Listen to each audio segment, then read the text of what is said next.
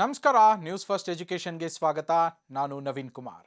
Railway ನೇಮಕಾತಿ ಮಂಡಳಿ ಅಂದರೆ RRB ಇತ್ತೀಚೆಗೆ RRB 2569 junior engineer, depot material superintendent, chemical ಮತ್ತು ಮೆಟಲರ್ಜಿಕಲ್ ಅಸಿಸ್ಟೆಂಟ್ ಹುದ್ದೆಗಳ ನೇಮಕಾತಿಗೆ ಅಧಿಸೂಚನೆಯನ್ನ ಬಿಡುಗಡೆ ಮಾಡಿದೆ.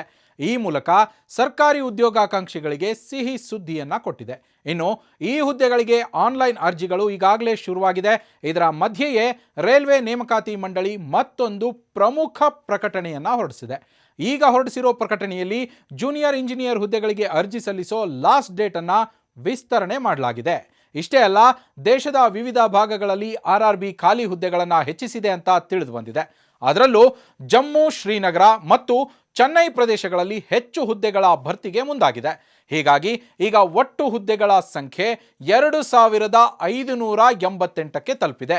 ಅರ್ಜಿ ಸಲ್ಲಿಸೋದಕ್ಕೆ ಲಾಸ್ಟ್ ಡೇಟ್ ಯಾವಾಗ ಅಂತ ನೋಡೋದಾದ್ರೆ, ಅರ್ಜಿ ಸಲ್ಲಿಸೋದಕ್ಕೆ ಕೊನೆಯ ದಿನಾಂಕವನ್ನ ಇನ್ನೂ 10 ದಿನಗಳವರೆಗೆ ವಿಸ್ತರಿಸಲಾಗಿದೆ.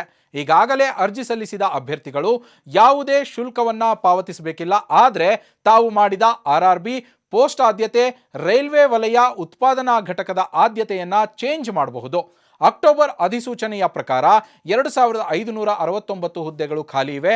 ಅದರಲ್ಲಿ ಚೆನ್ನೈ ಪ್ರದೇಶದಲ್ಲಿ 160ರಿಂದ 169ಕ್ಕೆ ಏರಿಕೆ ಮಾಡಲಾಗಿದೆ. ಜಮ್ಮು, ಶ್ರೀನಗರ ಪ್ರದೇಶದಲ್ಲಿ 88ರಿಂದ 95ಕ್ಕೆ ಹೆಚ್ಚಳ ಮಾಡಲಾಗಿದೆ.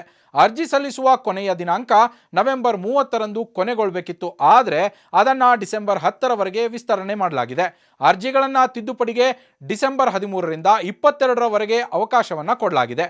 ಮತ್ತಷ್ಟು ಇಂಟ್ರೆಸ್ಟಿಂಗ್ ಕಂಟೆಂಟ್ಗಾಗಿ ನ್ಯೂಸ್ ಫಸ್ಟ್ ಎಜುಕೇಷನ್ ಸಬ್ಸ್ಕ್ರೈಬ್ ಮಾಡಿ.